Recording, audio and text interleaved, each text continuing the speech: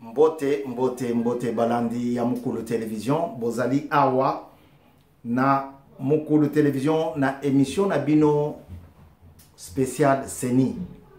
Merci d'avoir choisi Mukulu Télévision. Vous êtes sur Mukulu Télévision dans votre émission spéciale Seni. Nous sommes très contents de votre présence. Nous vous croyons nombreuses devant vos petits écrans. Alors aujourd'hui, nous allons parler de 3 choses. Tokolobela makambo misatu. Présence yaba dirigeants catholiques et protestants na poto. Likambo ya mibale tokolobela exploit yaba FARDC na est. Yami satu tokolobela biographie ya mwana mboka papa nabiso kulutu nabiso Augustin Dokolo Sanou. Alors sans plus tarder, na pesi binombote na tombeli lisusu ministre ya numérique na tangi Eberand docteur professeur Eberand santé malamu mikolo ebele yewana azongi oyo bino bamsusu badongolo misu eloba panthère ndeko na ngai panthère alobaka badongolo misu bakundaki ye déjà bapesaki ye déjà ba maladie ebele mais yewana nzoto kolongolo azongi mboka. Il va bientôt apparaître sur la scène politique. Bon retour, Excellence, professeur Eberand. Mabele, ya Congo, mabele, ya ba koko na yo, Congo, mabele, ya ba koko na ngai, Congo, mabele, ya ba koko na biso. Yo, ozali des pères et des mères. Donc, bon retour, son Excellence, Docteur Professeur Eberand. Merci. Premier point, Tolingito Lobela, retour. Non, retour, c'est Salamaki, retour, c'est Salamaki. Tolingito Lobela, exploit, il y a FARDC na Est. Tolinga Congo, yango wana bomoni eloko. Tolinga mboka na biso. Tobondela lisusu mingi te po monguna abimati ke biso mboka. Non. Tobondela po to vivre ensemble.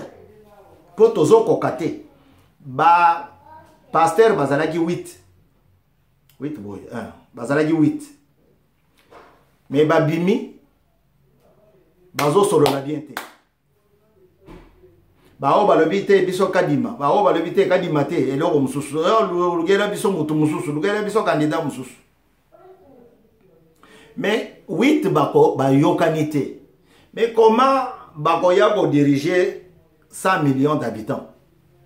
Oh, ils en a Congo lelo. Les gens informels, les chiffres les informels, c'est pas vérifié, hein? Mais on table vers 100 millions. Parce que tous c'est le recensement et banda déjà comme moi Namboka Denis Kadima na batuya onip basi babandi musala.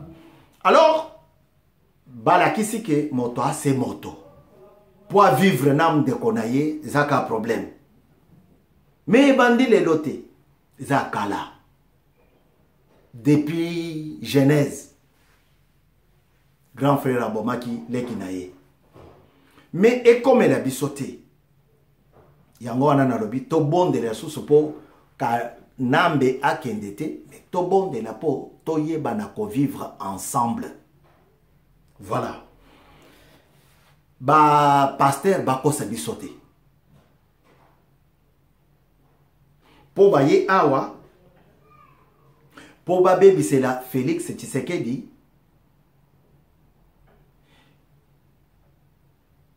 Sango.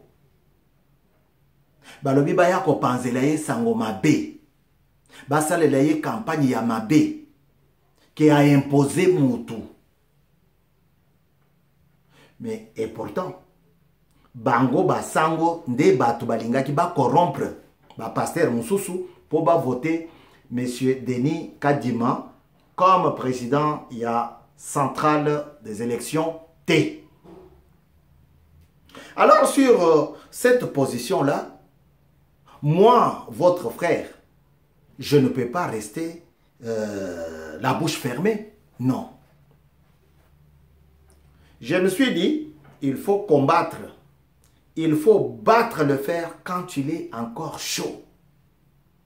C'est à cette période où bango batelemi, au lieu ba pesa mateya na église, batu ba bongo la mitema, ba kuluna ba longwa na kan ya kikuluna ba ya ko salela mboka ba fanda ba tanga ba yekola musala maboko ba travailler d'abord pour na mabumu na bango ba lobite totika Bible tokende ko panzela mokonzi ya mboka sango malama sango mabe na poto waneza musala pasteur ta pasteur azalaka na mosala moko komema moto mabe na nzela ya nzambe, c'est tout.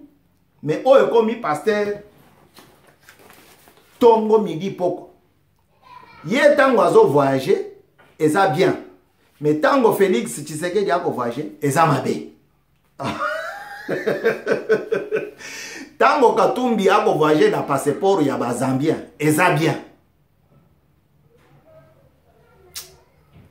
Sambela ngai bongo makambo boy toti kango non non non non non non non non non non non ngai nakotika te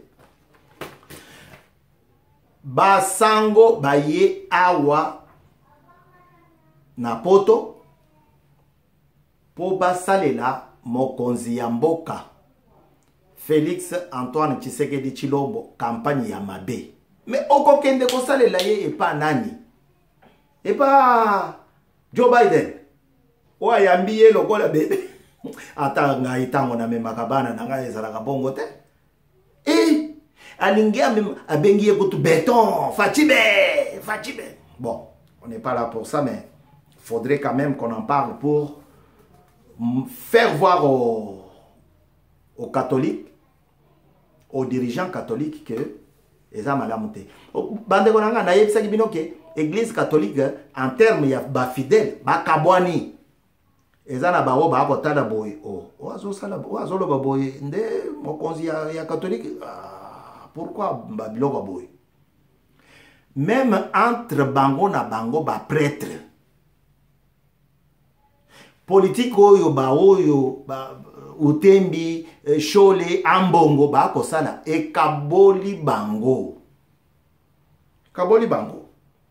même na SCC politique oyo papa Bokondo wa kosala e kaboli ye na ba pasteur mosusu. C'est parce qu'ils n'ont pas de micro comme moi, sinon ebele balinga bala kisabino balinga ba yebisa bino.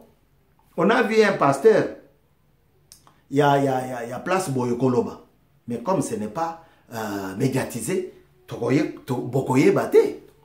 On a vu un prêtre na Kisangani ko sepela ete Nzambe a pamboli biso, Nzambe a yokeli biso pona nouvelle équipe ya Seni.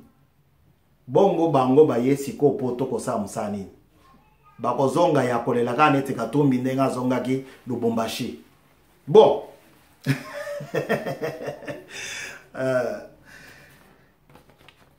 Yami bale ezali ndenge bandeko ya M23. Mais j'ai entendu deux noms. Armée congolaise, ceux qui des rebelles, ceux qui éveillés, ceux qui patriotiques, ceux qui nini. Na M23. C'est-à-dire que M23 akendaki kaka kobatama na bakonzi na ye. Na Uganda, na Rwanda, na Burundi. C'est maintenant, au bamoni qui Félix Tshisekedi, en tout cas, succès au akomi nango. Mandat yami balé et compé. Pardon. oyo basaleli ngai batindeli ngai bapoussière to nini dino bokoma bato ya bapoison soki botieli mutu poison akufi te boke kobete soko munduki na mutu mpo boacheve ye nde boachevaki vie na ngai Kadiombo mars kolo 20h mais okei panthère abimi puisque ntango nga naomona panthère nazomona ombre ya Kadiombo. En tout cas maman salela mboka na yo ba vérité ozobimisa et puis oza mwana mwasi epesaka nga ba chair de poule. Bon, c'est normal pour vandi pe mingi na mbuta Kadiombo. Alors nalingana lobake ba papa na biso wana oyo baye kosala musala mabe contre Félix Tshisekedi Tshilombo bakozonga na avion bazali ko regretter. Retour triomphal, il y a Félix Tshisekedi Bamoni déjà. C'est une réponse. Bamoni déjà que non, peuple yo, peuple yo, peuple mukwabu. Amutu mukwabu. Donc, Tomiko Sate, tous à la présent. C'est pour cela, moi, je me suis pointé. Au lieu que tu vendes tous à la caca, ah, mais pour nani basango basaliboui, ah, pour nani. Non, il faut qu'il y ait des gens qui en parlent. Il faut qu'il y ait des gens. Frère, ma cambo ko changer. Ah, en France, tous a deux grands courants dans ma cambo parti politique. Tous a droite, tous a gauche. Moto ya gauche aza réputé cause à la pene il y a peuple. Tout le d'abord peuple progrès social, tout le peuple musala, tout le peuple maï, tout le peuple ndako azala bien. Ça c'est la gauche. Droite, arabi te na musala mais soki alingi a travailler te akolia te. Droite à boy assistant. Mais, à ma grande surprise, et à la surprise de toute la France, Toyoki Motu à gauche, Koloba ete, Bakanga Misolo, Yambo Canyon surtout y Afrique, Oyo alingi ko récupérer ba clandestin T. Ça a dépassé même bateau à droite, balobi. Oh, Motu la bisoté. Donc les choses changent. Quand ça change comme ça, il faut toye basikoyo ya kobongisa epai na biso. Kobongisa epai na biso ezali kotala ete mokonzi ya mboka za osala musala malamu, il faut ko soutenir ye. Voilà. Ce n'est pas que moto a osala musala malamu yo ye otelemi o teto bengana ye po asa camarade ya président central des élections. Mais la question biso kaza master ya motu ya seni nulle part. Non, église catholique a kanisa te ke toza kaka na période wana osakani ba katio loboko ba obatikani ba kimi. Non. To comme na moment oyo lobi loku pièce contre pièce. Voilà. C'est ça le terme d'ailleurs. Troisième chose, toko partager awa ezali biographie ya mwana mboka Augustin Dokolo Sanou. Augustin Dokolo Sanou était né à Mbanzangungu alors qu'il portait encore le nom de Tisville. Il était né le 16 mars 1935. Pour la petite histoire, Azalaki petit frère par rapport à Mobutu Sese Seko. Puisque Mobutu va faire des grandes choses, des grosses manipulations dans la vie à moi dans Mobali.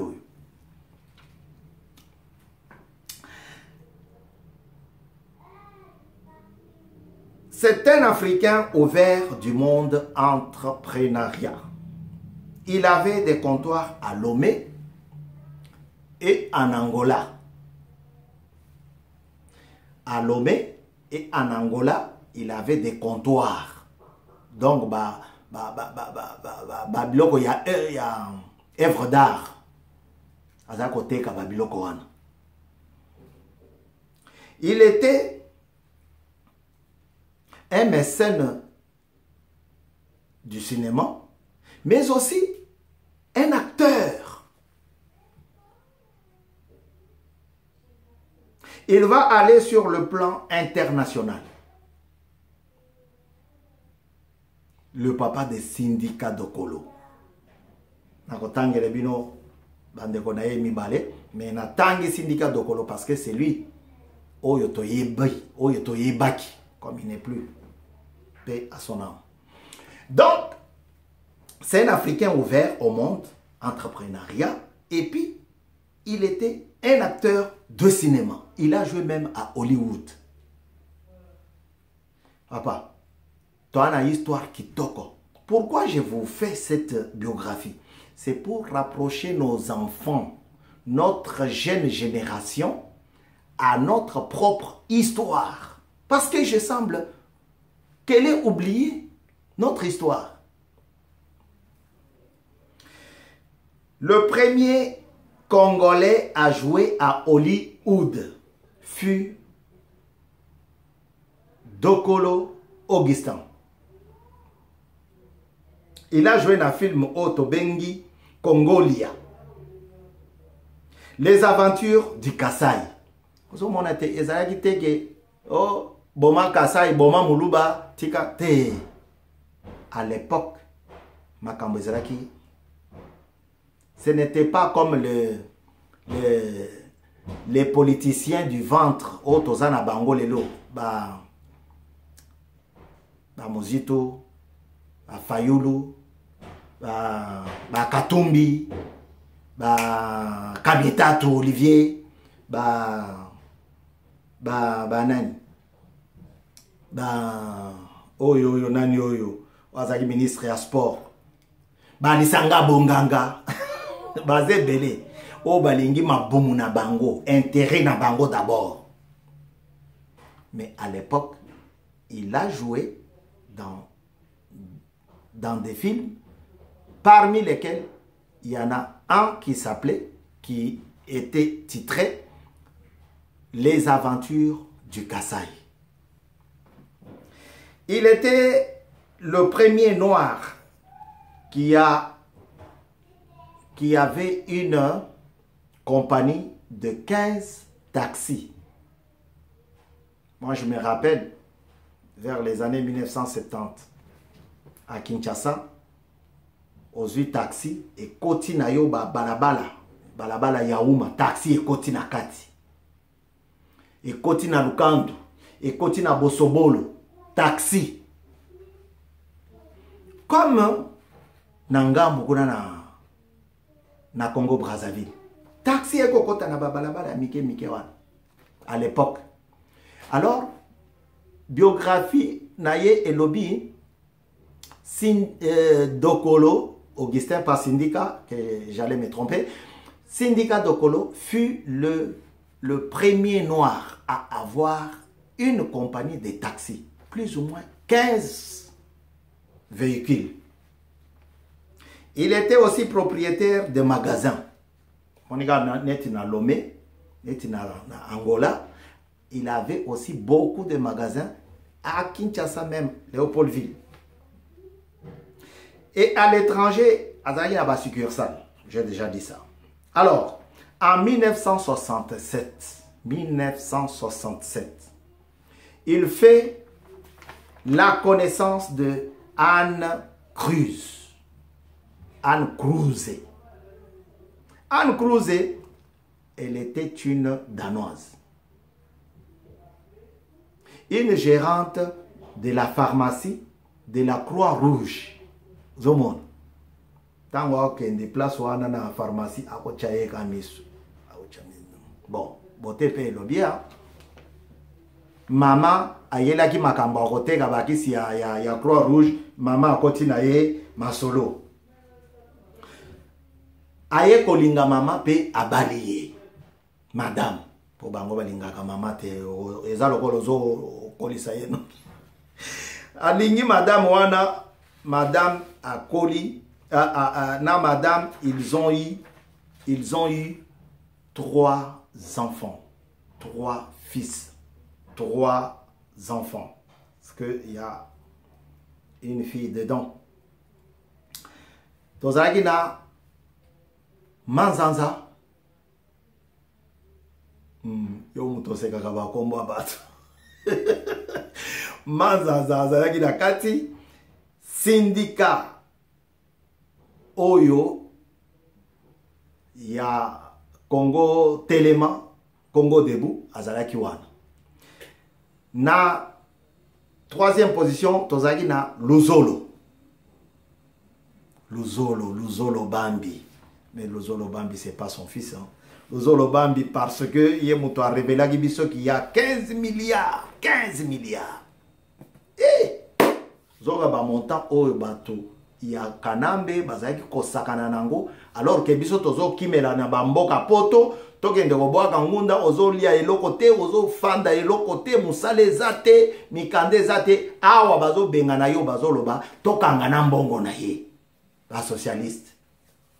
Kabila pe aloba azali socialiste. Mais na ye na batone 15 milliards ezako bunga chaque année. Budget 2 milliards, 3 milliards. Et les gars traités. Mais 15 milliards ezo bunga.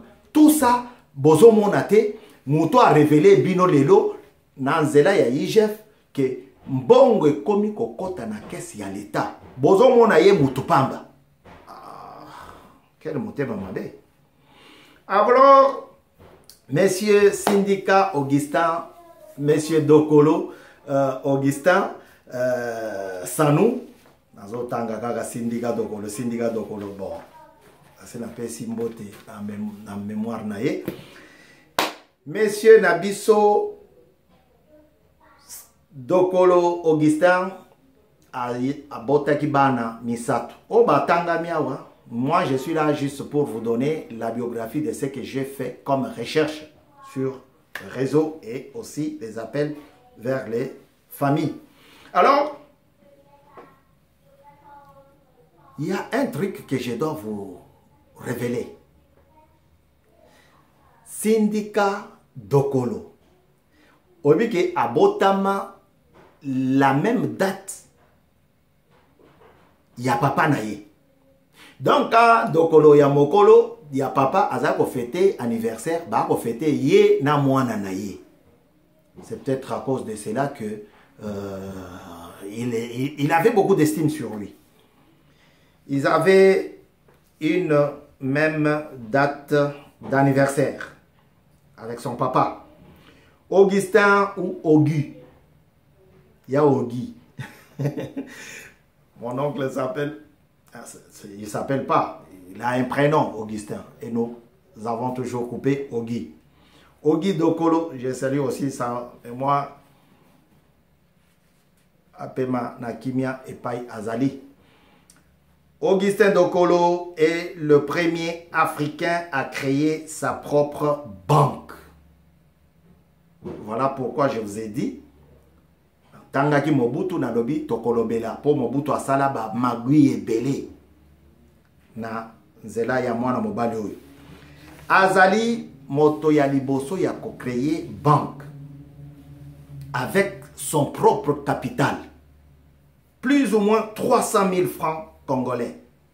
À l'époque, en 1969, il a créé sa propre banque avec son propre capital. Plus ou moins 600 000 dollars. 600 000. Tangi boy. Bon nangai. C'est comme 1 milliard oyo ba ko réclamer monsieur Kabila. Kabila Kabange. Mwana mobali wana yela kibiso peza. Diama ebimi akamati diama wana Q. Il a fait même un voyage na Kasai pour akende ko boto la diama wana. Mais tatu chibango pe ye wana telemi lelo. Ekobima 1 milliard, 1 milliard 200 000. Donc, Sindika Dokolo a créé sa propre banque, la banque de Kinshasa. Oyo Mobutu aye ko jongle na ba magui na ye aye ko kotisela kaye banyongo kotiseli ye banyongo ti tata Monique Mbongo e komi e belé Mobutu aye ko confisquer ye banque. La dictature eza makambwa. Mobutu a confisqué ye banque aye ko nommé yango Nouvelle Banque de Kinshasa. Na banque wana na enceinte ya banque wana nde epai wapi la nouvelle centrale d'élection otobengi Seni ezali kologe. Mukulu TV sala ya yo abonnement omoni makambo bien ezali émission spéciale Seni ezali potolo bela makambo na bisomoko. Je ne vais pas vous parler de l'Angola, je ne vais pas vous parler de la Tunisie, de la France, non. Mais je peux puiser un exemple pour la kolendisa masolo na koyebisa bino na mboka mususu. Donc Sindika Dokolo azali mwana oyo abotami na papa na ye, il avait la même date de naissance que son papa. Papa na ye azali premier moto ya ko jouer na Hollywood. Azali premier moto ya kozala na entreprise ya ba taxi. Azali premier ya ko créer banque na ye. Mobutu a jonglé. Tie mon prekese a teki biloko. Ti akimi ake ko s'installer na poto et pai wapi akutanaki na liwa. Akufaki na l'an 2001. Voilà. Il n'est plus, mais nous avons son histoire, sa biographie.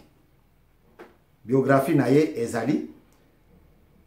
Ndenge topesi yaye, ndenge pe tokopesa ya moto mosusu. Zomon. Awa toyeli makambu ya famille te. Toyeli makambu yo tribal te.